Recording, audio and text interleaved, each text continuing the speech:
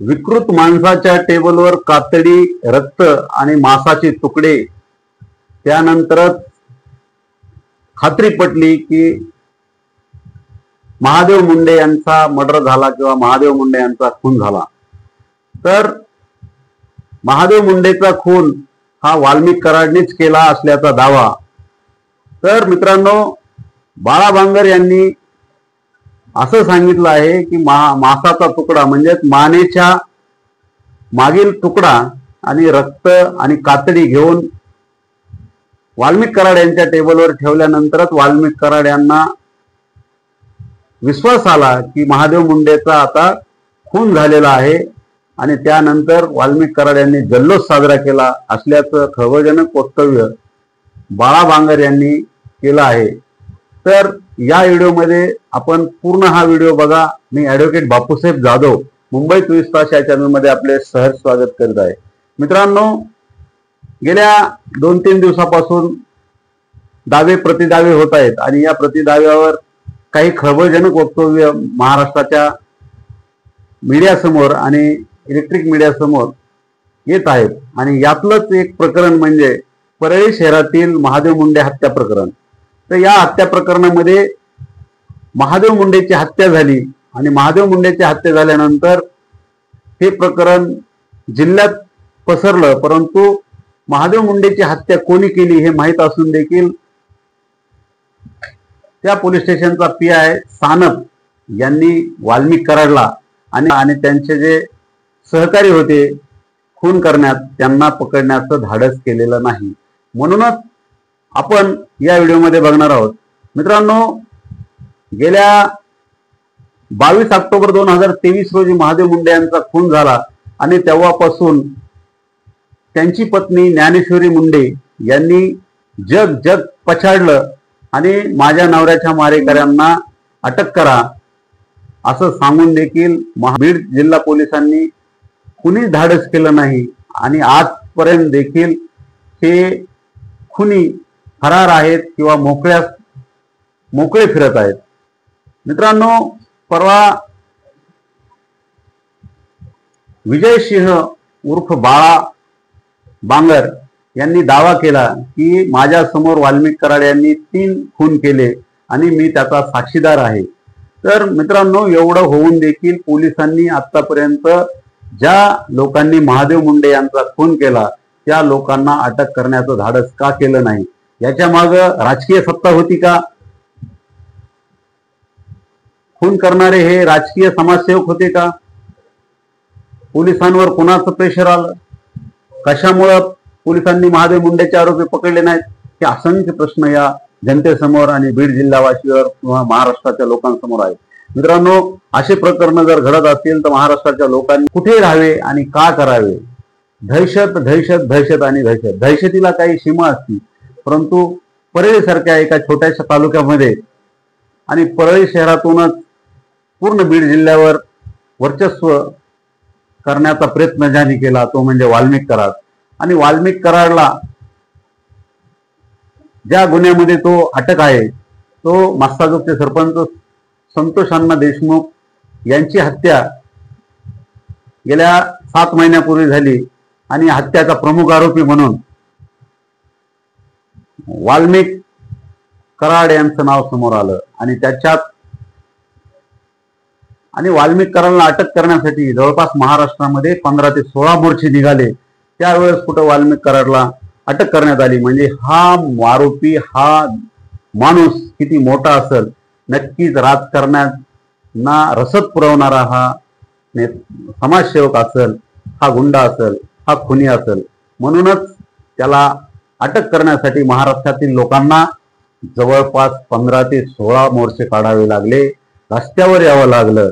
आणि त्यानंतरच कुठं वाल्मिक कराड गजाआड झाला.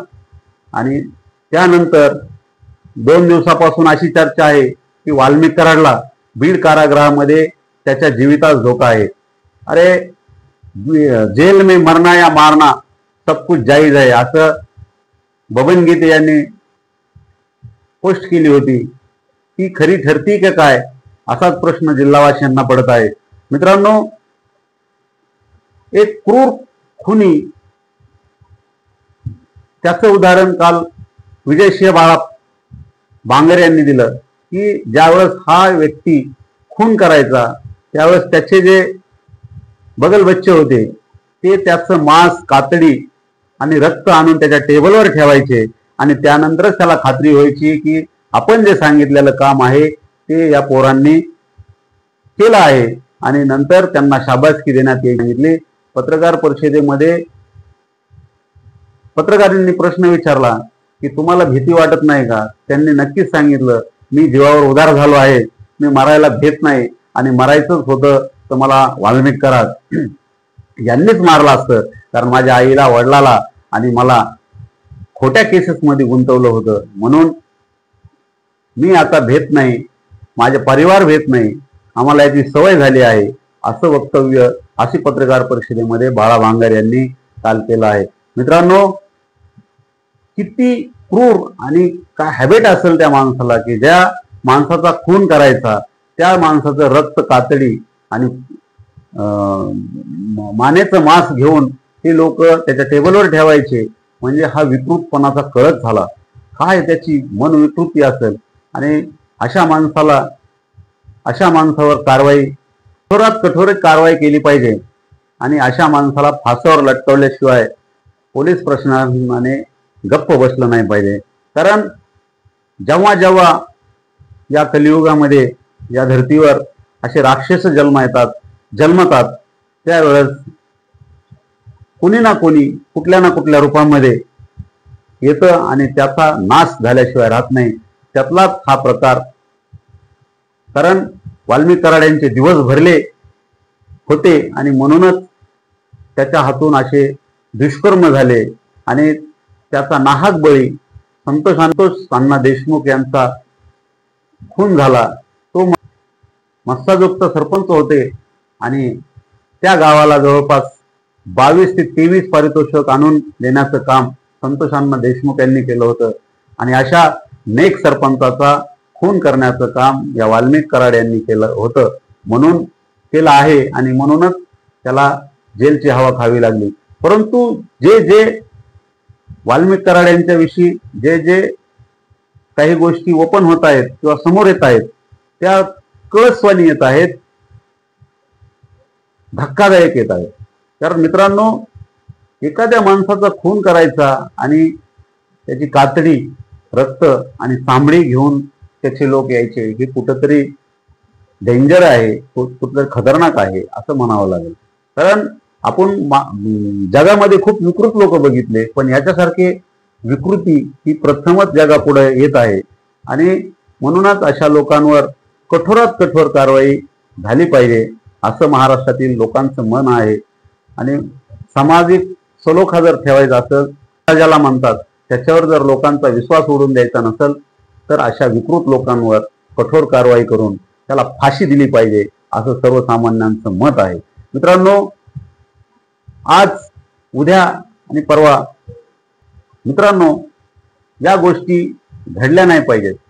कारण बाळा बांगरांनी आणखी एक खुलासा केला की जे कृषी मंत्री होते धनंजय मुंडे यांचे पीए म्हणून जे होते त्यांचा पण खून करण्याचा प्लॅन त्यांनी आखला होता, परंतु मी मध्यस्थी पडलो आणि ते प्रकरण त्याच्या डोक्यातून कसं बसं मी काढलं, परंतु त्याला कारण काहीच नव्हतं।